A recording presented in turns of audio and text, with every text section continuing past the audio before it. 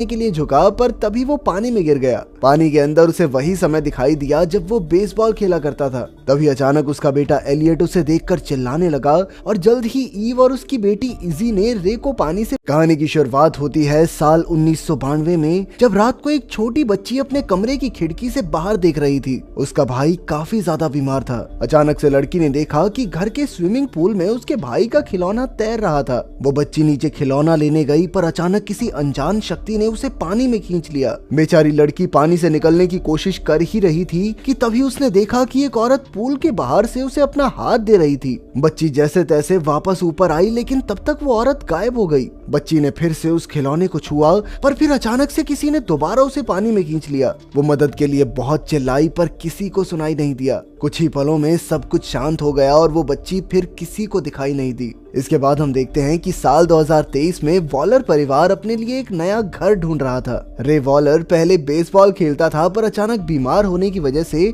उसे खेल से रिटायरमेंट लेनी पड़ी। खैर, उन्होंने एक घर देखा जो उन्हें ज्यादा पसंद नहीं आया, इसीलिए वो वापस जाने लगे। पर अचानक रास्ते में रे ने अपनी पत्नी ईव को गाड़ी रोकने को कहा। वहाँ एक खाली घर था, जिसके अंदर जाकर उन्होंने देखा कि पीछे एक बहुत बढ़िया स्विमिंग पूल भी था। रे हमेशा से अपने घर के अंदर एक पूल चाहता था। अचानक उसे पानी में एक बेसबॉल दिखाई दी तो रे उसे उठाने के लिए झुका, पर तभी वो पानी में गिर गया। पानी के अंदर उसे वही समय दिखाई दिया जब वो बेसबॉल खेला करता था। तभी अचानक उसका बेटा एलियट उसे देखकर चिल्लाने लगा और जल्द ही ईव और उसकी बेटी इजी ने रे को पानी से बाहर निकाला। फिर ईव रे को लेकर हॉस्पिटल गई, जहां डॉक्टर ने उसे हर रोज योगा या स्विमिंग करने की सलाह दी ताकि वो जल्द से जल्द ठीक हो सके। जब वो वापस लौट रहे थे तो रे ने ईव से कहा कि वो वही स्विमिंग पूल वाला घर लेना चाहता है, क्योंकि डॉक्टर ने भी तो स्विमिंग करने को कहा है और फिर वो जल्दी ठीक हो जाएगा। ये सुनकर ईव भी काफी खुश हो गई, क्योंकि आखिरकार वो एक परमानेंट घर में जाने वाले थे। कुछ ही दिनों में वॉलर परिवार ने वही घर खरीद लिया और वहाँ रहने लगे।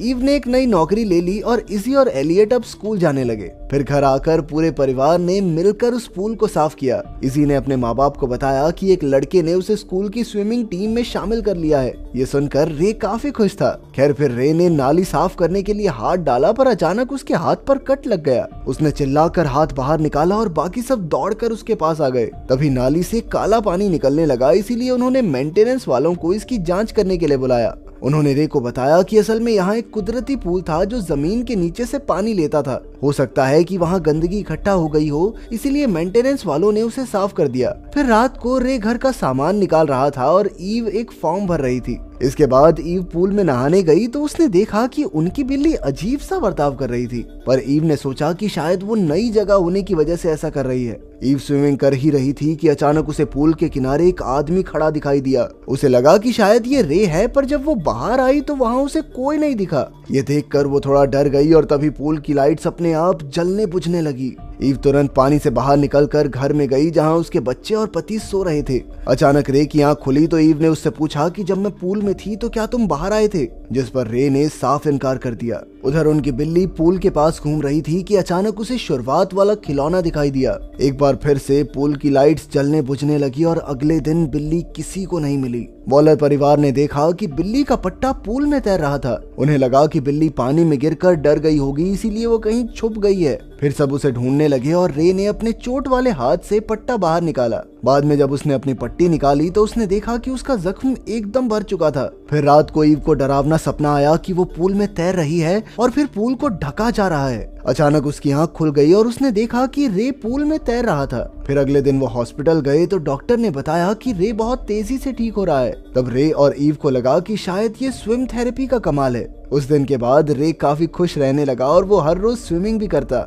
एक दिन एलियट ने अपने पिता को अपने साथ स्विमिंग के लिए बुलाया। उस वक्त रे काम कर रहा था तो उसने एक सिक्के पर हंसता चेहरा बनाया और एलियट से कहा कि वो काम खत्म करके पूल में ये सिक्का फेंकेगा, जिससे एलियट को पता चल जाएगा कि रे आ चुका है। ये सुनकर एलियट स्विमिंग पूल में अपने पिता का इंतजार करने लगा।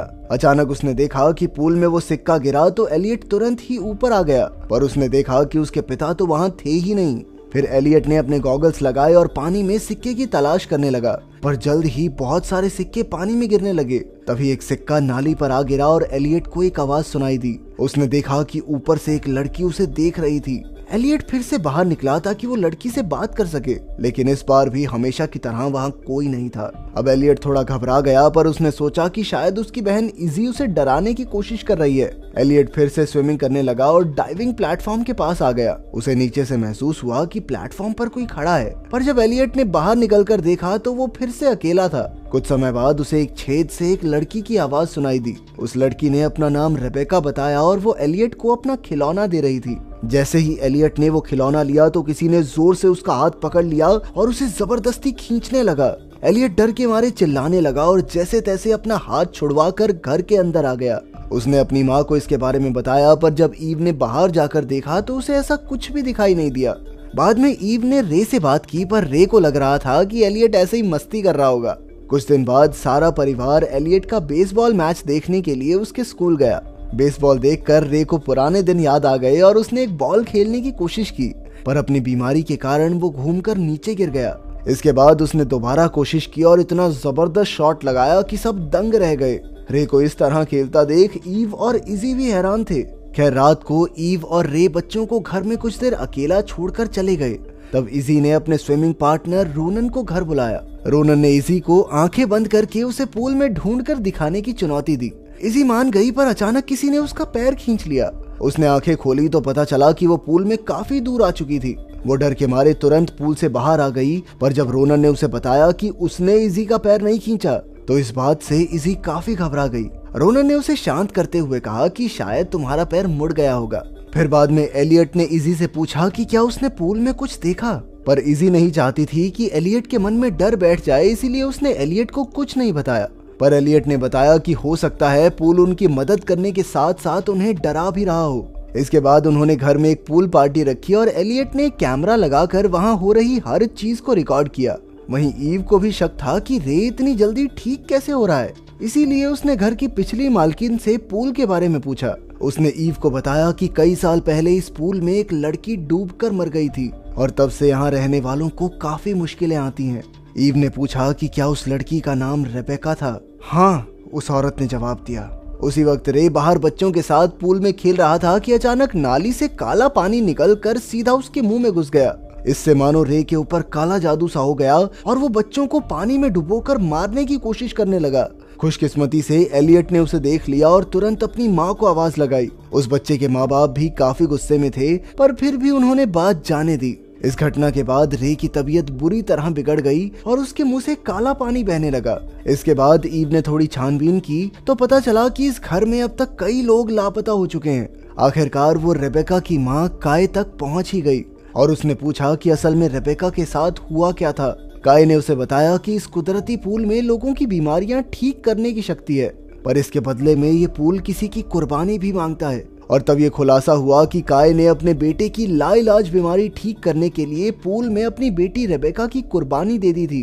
तभी अचानक काय जोर जोर से खांसने लगी और पास के फवारे में काला पानी बहने लगा। वहीं दूसरी ओर रे घर में नहा रहा था कि अचानक उसके शरीर में काली नाड़ियां बाहर आने लगी। वहीं एलियट को बिल्ली की आवाज सुनाई दी और वो पूल के पास पहुंचा। अचानक वो पूल में गिर गया और उसका कवर अपने आप बंद होने लगा। तभी इजी ने कवर रोकने की कोशिश की, पर कोई फायदा नहीं हुआ। जल्द ही ईव वापस आ गई और वो एलियट को ढूंढने पूल में घुसी। उसे अपने सामने बहुत गहरा अंधेरा दिखाई दे रहा था, इसीलिए उसने खुद को रस्सी से बांधा और अंधेरे से एलियट को खींचने लगी। पर आज तक जितने भी लोगों की कुर्बानी दी गई थी वो दूसरी ओर से एलियट को खींच रहे थे। ईव ने जैसे तैसे एलियट को छुड़ाया और वो ऊपर आने लगी, पर उसे कहीं भी रास्ता दिखाई ही नहीं दे रहा था। तभी रेबेका वहां आ गई और उसने ईव को इशारों से समझाया कि वो ऊपर की बजाय नीचे की ओर तैर रही है। आखिरकार ईव एलियट को बचाकर बाहर ले ही आई। वहीं इजी मदद ढूंढने गई थी, पर वो फिसल गई और उसके हाथ में कांच के टुकड़े घुस गए। तभी उसे अजीब सी आवाज सुनाई दी और उसने देखा कि रे पूरी तरह से काली शक्तियों के वश में था। रे इजी को पकड़कर उसकी कुर्बानी देना चाहता था, पर इजी भाग निकली। फिर रे ने ईव पर हमला कर दिया, पर अचानक पीछे से इजी ने उसे बैट से मारा। तभी ईव ने उसे जैसे तैसे शांत किया। अब वो चारों इस घर से भागने वाले थे कि रे ने देखा कि पूल काले पानी से भर रहा था। वो समझ गया कि किसी न किसी की कुर्बानी देनी होगी, वरना पूल के भूत उन्हें हमेशा सताते रहेंगे। आखिरकार रे ने खुद पानी में समाकर अपनी कुर्बानी दी और इस हादसे के बाद भी ईव और बच्चे इसी घर में रह गए ताकि कोई और इस पूल का शिकार न बन सके। साथ ही उन्होंने इस पूल को पूरी तरह रेत से भरवा दिया। अगर वीडियो पसंद आई तो लाइक कर देना।